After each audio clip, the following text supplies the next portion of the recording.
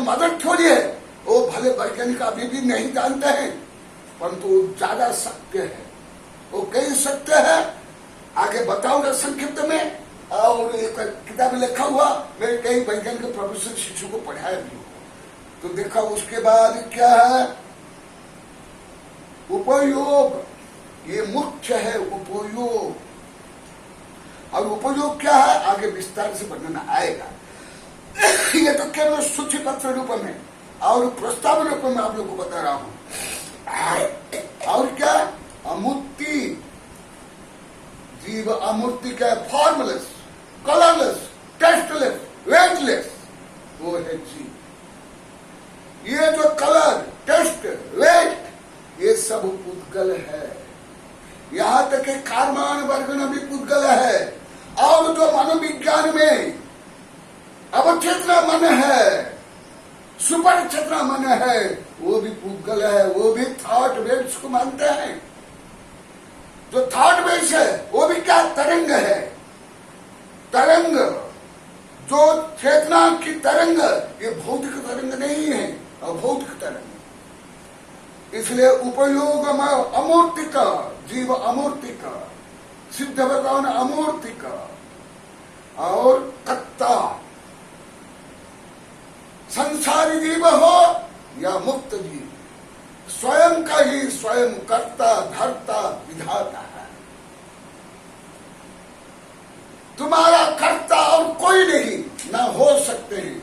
निमित्त हो सकते हैं, द्रव्य, क्षेत्र, काल, भाव, पंच परमेष्टि, परंतु तुम्हारा कर्ता तुम स्वयं हो, निश्चय से और व्यवहार से।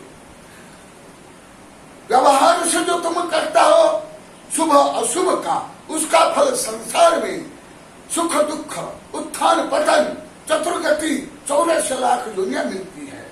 और जब निश्चय कर्ता बन जाओगे, अनंत वैभव का भोक्ता बनोगे। इसलिए कर्ता, सदेह परिमाण, जीव कहाँ है, संसार अवस्था में जीव कहाँ रहता है।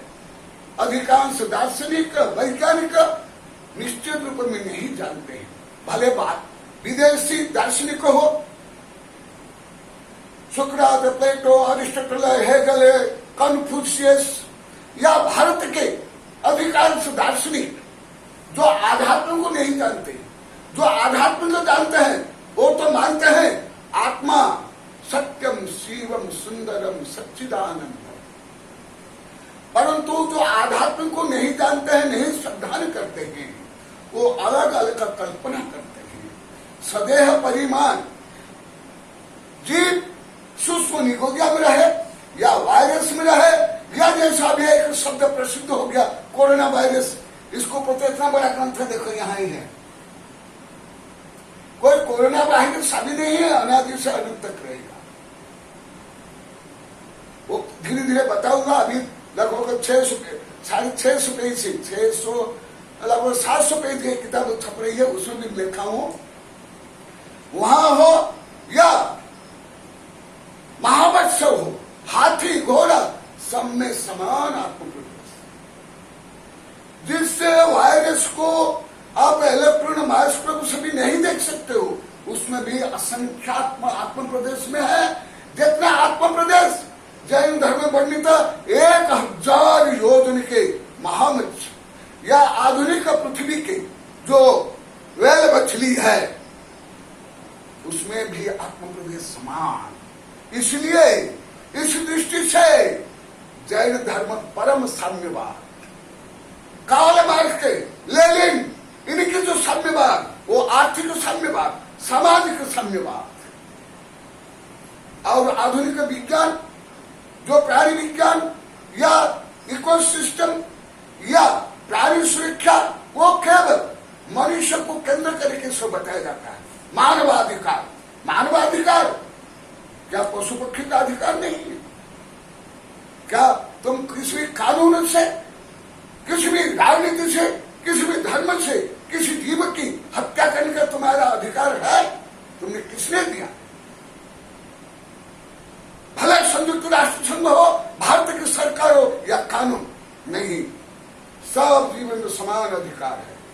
जितना एक चक्रवर्ती का अधिकार है, इतना एक वृक्ष वृक्ष का भी निगोदिया के है, क्योंकि सब जीव स्वतंत्र है और उनमें अनंत गुण धर्म है और स्वदेह में निवास करता है और समस्त गुण है। इसलिए मनुष्य केवल एक सामाजिक प्राणी नहीं है। जैसे डार्विन बोलता था कि man is a social animal, और अर्थशास्त्र मानते मनुष्य एक आर्थिक प्राणी है, राजनीति मानते मनुष्य एक राजनीतिक प्राणी है। नहीं, मुख्यतः चेतना अनंत गुण का भंडार है और भुक्ता जो तुम करोगे वही भोगोगे, ये प्राय करके सब मानते हैं, परंतु केवल वो स्थूल रूप में मानते हैं, परंतु अंतर चेतना जो क्रोध, मान, माया, लोभ आदि रूप विकार भाव है, वो है मुख्य रूप में कर्म। उस कर्म को नहीं जानते हैं। तुम जैसे शुभ अशुभ शुद्ध भाव करोगे, उसका कर्ता भी और उसका भोक्ता तुम ही होगे। संसार अनादिकाल से जीव कहाँ संसार में है, आगे तो आगे आएगा ही। ये जो अकृत्रिम शाश्वत विश्व है, इस ब्रह्मांड में 6 द्रव्य शाश्वतिक है और उसमें जो अनंत संसार जीव है वो भी अनादि से है। कहाँ है? नित्य निगोदिया। वहां से लेकर के कहाँ तक? मनुष्य, पशु, पक्षी, देव, नारकी, राजा, महाराजा, चक्री से लेकर के ये सब संसार जीव। यहाँ तक कि धवला में कहा गया अरिहंत भगवान 13वां गुणस्थान वाले अरिहंत भगवान जिनमें अनंत चतुष्ट है, वो भी नौ संसारी है, अभी पूर्ण मुक्त नहीं है, क्योंकि शरीर भी है और कर्म भी है और उनमें अघात कर्म अभिचार है। कितना सूक्ष्म वर्णन। जीवन मुक्त और संसारस्थ और सिद्ध। सिद्ध का अंत में क्यों बताएगा? हमारे बड़े बड़े ग्रंथ में धवला, जय धवला, प्रवचन सार, पंचाष्टिका, समय सार, सितंबर ग्रंथ में जो भगवती सूत्र है, बहुत महान ग्रंथ है, बड़ा ग्रंथ, बहुत बड़े वॉल्यूम में है। अन्य तो सामान्य ग्रंथ है जो सब पढ़ते हैं, 10 वैकालिका उत्तराध्ययन, ये सामान्य नैतिक आचरण पूरा है, जो सिद्धांत ग्रंथ है, जो बड़े बड़े वॉल्यूम में है, वो उसके आधार पर मैं बोलूं। जो आप लोग को जानते हो सामान्य दिगंबर, सितंबर, हिंदू, उस ग्रंथ को मैं कम बताऊंगा। मैं जो उच्चतम ग्रंथ है वर्तमान उपलब्ध जैन आगम में, दिगंबर में और सितंबर में जो उच्चतम ग्रंथ है, उसके आधार पर ही मैं बोलूंगा। आप ये सब कोई 6 ढाल में, भक्तंबर में या सामान्य 10 वैकालिक में, उत्तरार्ध में ढूंढोगे, इतना नहीं मिलने वाला है, उसमें उत्तर नहीं मिलेगा। भले आप लोग को उसका अध्ययन करो, अवश्य करने चाहिए, मैं भी करता हूँ, परंतु सूक्ष्म वर्णन उसमें नहीं है, इतना व्यापक वर्णन नहीं है। पहले इसके वर्णन के बाद लास्ट में सिद्ध क्यों आया, ये भी रहस्य धीरे धीरे आप लोग जानते होगा। क्योंकि अनादिकाल से जीव जो अभी भी मोक्ष चलेगा अनंत अनंत, या अनंत 24 हो गए या अनंत पंचपरमेष्टि हो गए, वे भी सब कहाँ संसार से मुक्त हुए हैं। वो भी पहले निगोद में थे। चक्रवर्ती भारत के जो विवर्धन आदि शास्त्रों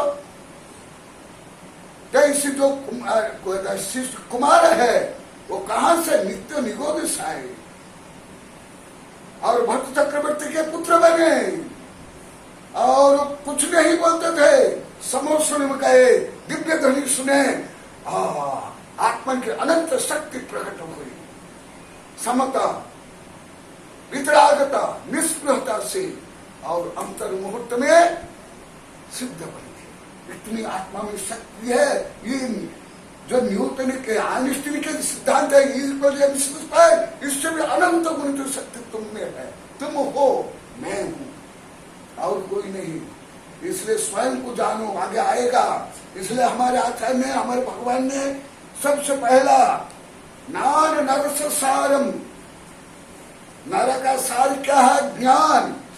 ज्ञानम नरस सार, सार भी नरस हो सम्मत। और वह ज्ञान कौन सा? सम्यक्त पूर्वक। सम्यक्त मैंने अभी तत्पर श्रद्धान आदि बताऊंगा, जो तत्पर श्रद्धान, और उसमें उत्तम तत्व तुम स्वयं हो, उत्तम धर्म तुम स्वयं हो, उत्तम तीर्थ तुम स्वयं हो। तुम्हारे अंदर ही रत्न तय है, तो ही पंच परमिष्ठ बनने वाले हैं। इसलिए ज्ञान नरस सारम, नर का सार क्या है? ज्ञान। और तो कौन सा ज्ञान? सार सो हो सम्मत, जो सम्यक। तो तत्पर में बताऊंगा परसों, इसलिए अभी कम बता रहा हूं। जो अभी बताऊंगा तत्पर में ज्यादा नहीं बताऊंगा, जो तत्पर बताऊंगा इसमें नहीं बताऊंगा, क्योंकि राजमल जी मुझे बोले गुरुदेव ये 30 दिन में 30 प्रवचन में कंप्लीट करना है, तो उसके अनुसार मुझे करना है। परंतु आज प्रस्तावना रूप में सब संक्षिप्त में बताता हूं। और सम्मतानुचरण, जब सम्यक दर्शन होगा, सम्यक ज्ञान होगा, फिर आचरण होगा। नहीं तो मिथ्या ज्ञान, मिथ्या आचरण हो जाएगा। चढ़ाव हो निब्बाण, उसके बाद निर्माण। तो निर्माण कब होता है? संसार पूर्वक मोक्ष। इसलिए अंतिम में किसको रखा गया? सप्त तत्व नव पदार्थ में अंतिम तत्व, अंतिम पदार्थ कौन सा? मोक्ष।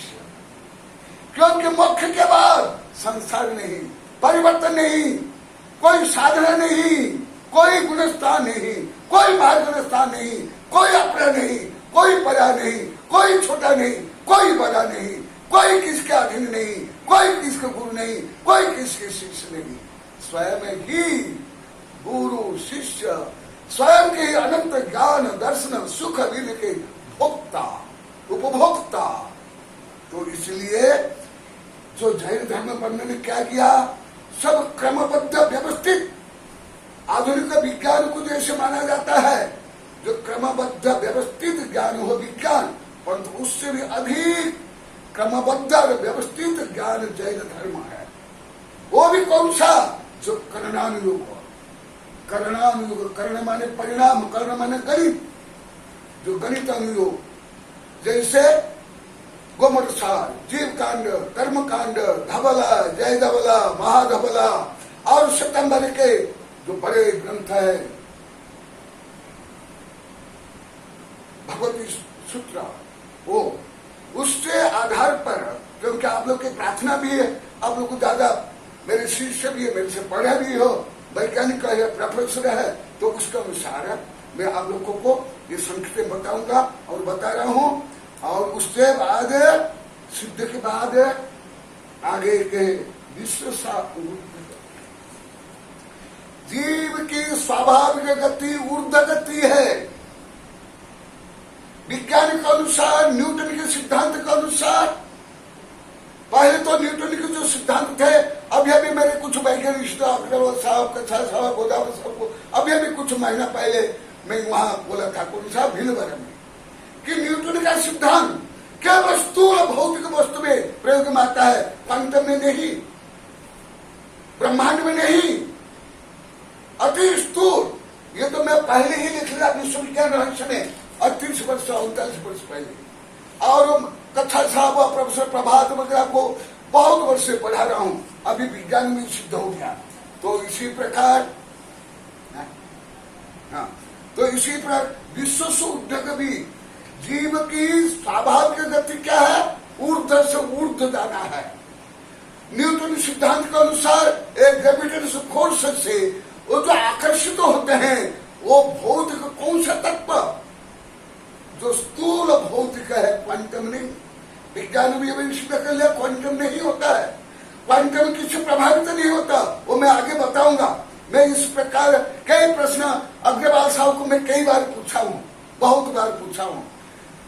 और क्यों मैं यहाँ ही इसी गांव में, यही कॉलोनी में 2007 में इनको हमारे वैज्ञानिक शिक्षा इनको राजमल को मैं कुछ बताया था, परंतु उस समय भी विज्ञान में इतना सिद्ध नहीं हुआ था जो अभी सिद्ध हुआ। तो ये जीव का स्वाभाविक गति क्या? ऊर्ध्व गति। ये उसका नेचर है, फंडामेंटल वर्च्यू है, किससे नहीं दिया गया। जैसे भूतकाल में जो आगे आएगा 23 में बताऊंगा, स्कंद और ये बताऊंगा, वहां जो बताऊंगा उसको मैं अभी केवल प्रस्तावन रूप में बताता हूं। ये जो आकाशीय पिंड है, सूर्य से गैलेक्सी है, परस्पर खींचते हैं, परंतु अभी आया है रिपल्स करते भी है, अभी सिद्ध हुआ। तो वो सब कैसे होता है? ये जो नेगेटिव पॉजिटिव चार्ज है ये स्कंद में होता है, भूतकाल में होता है। जीव जब तक कर्म से युक्त होता है, द्रव्य कर्म, भाव कर्म, नो कर्म, वो अन्य कर्म को खींचता है, ब्रह्मांड के परमाणु खींचता है, आकर्षित करता है, दूसरे से प्रभावित होता है।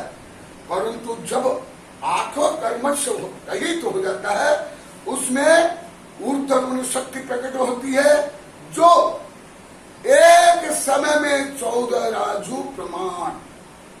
राजू माने कोई सामान्य अरब खरब किलोमीटर नहीं है, ये लाइट ईयर्स है। इतनी गति जो शुद्ध परमाणु को भी इतनी गति है। अभी क्वांटम में भी सिद्ध किया जा रहा है कि एक समय में एक क्वांटम यहाँ भी है, अन्यत्र भी कैसे है। उसका कारण अभी वैज्ञानिक को पूरा रियल रूप में मालूम नहीं है। कुछ मेरे वैज्ञानिक शिष्य को बताया भी, राजमौली को यहाँ 2007 में बताया था, कच्छा साहब, अग्रवाल साहब, गोदाव साहब, प्रोफेसर प्रभात आदि को भी कई बार बताया हूँ। तो ऐसे परम विज्ञान, परम आध्यात्मिक, परम विकास केवल धर्म के माध्यम से, धर्म को रीति रिवाज, रूढ़ी परंपरा, दूसरों को आकर्षित करना, आकर्षित होना, आडंबर करना, ढोंग करना, ईर्षा द्वेष घृणा करना, अपना मत परा मत, ये नहीं। इससे परे जो आत्मा का स्वभाव, आत्मा का शुद्ध स्वभाव, उसको प्राप्त करने के उपाय ये है धर्म। ऐसे धर्म का श्रवण आप लोग करोगे, क्योंकि मुझे राजमल जी बोलते थे गुरुदेव, और ये हमारी परंपरा भी है, पहले से ही है, और वैज्ञानिक संगोष्ठी में भी है, और अधिकांश मेरे वैज्ञानिक शिष्य कई वैज्ञानिक संगोष्ठी में आप लोग को भाग लिए, और आप लोग की भावना भी है गुरुदेव 45 मिनट बोलना, और आप लोग का कुछ देरी हो गई, लगभग 1 घंटा मैंने वेट किया आप लोग के लिए लगभग। तो आगे ऐसे नहीं हो, क्योंकि आप लोग का भी समय मूल्यवान, मेरा भी समय मूल्यवान, और इतना आप लोग को पुरुषार्थ करो, इतना प्रचार कर रहे हो, ये महाज्ञान दान आप कर रहे हो, विश्व को कर रहे हो।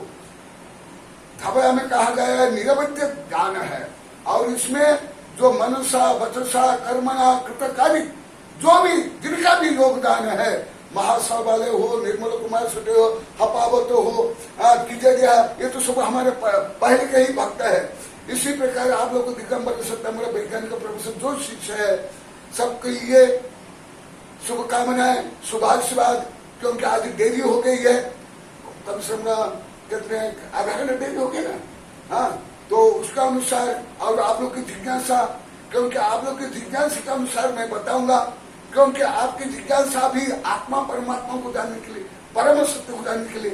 तो आज मैं अभी जो प्रस्तावना रूप में आज बताया, अभी प्रश्नोत्तर चलेगा, फिर राजमौला बोले गुरुदेव आगे के सब्जेक्ट के भी क्या आपको बोलना है वो भी आप बोलना, जिससे दूसरों को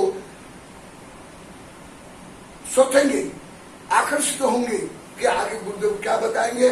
इसलिए मैं सबको, आप लोग को खूब खूब आशीर्वाद दे रहा हूँ, धन्यवाद दे रहा हूँ।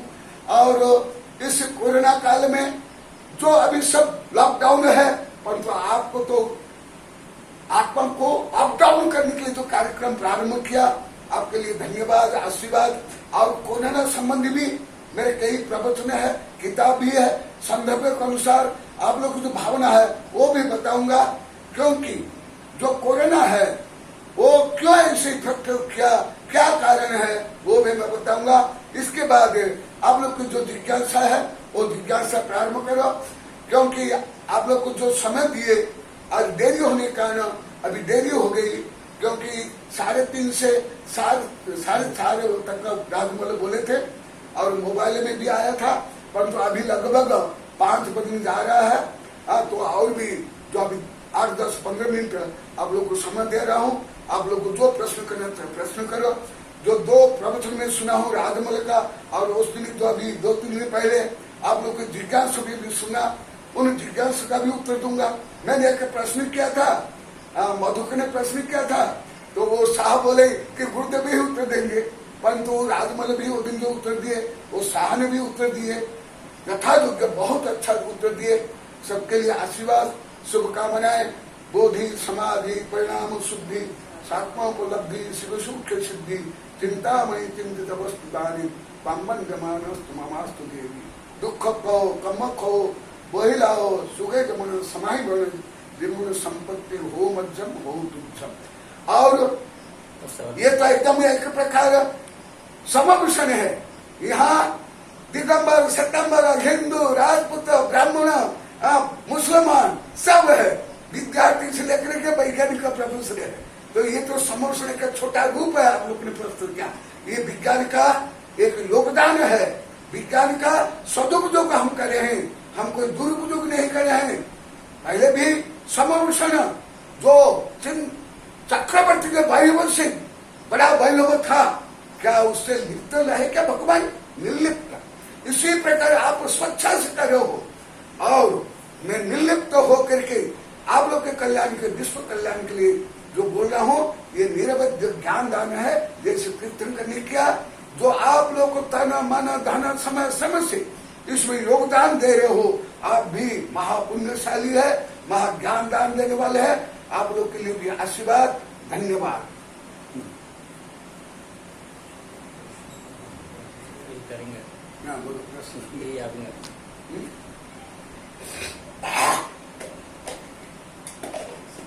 हाँ, प्रश्न भी लिखना।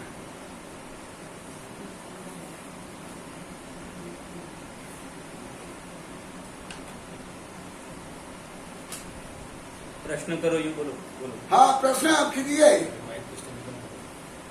अभी प्रश्नोत्तर सत्र है, जिनके जो भी जिज्ञासा हो। आप बोलो। हाँ, अभी प्रश्नोत्तर सत्र है।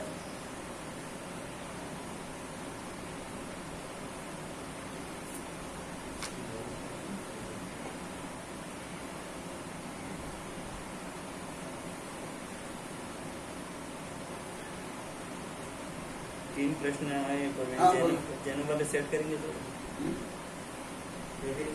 वो चैट में लिख देंगे कैसे? हाँ, अच्छा, इसमें आ गया क्या?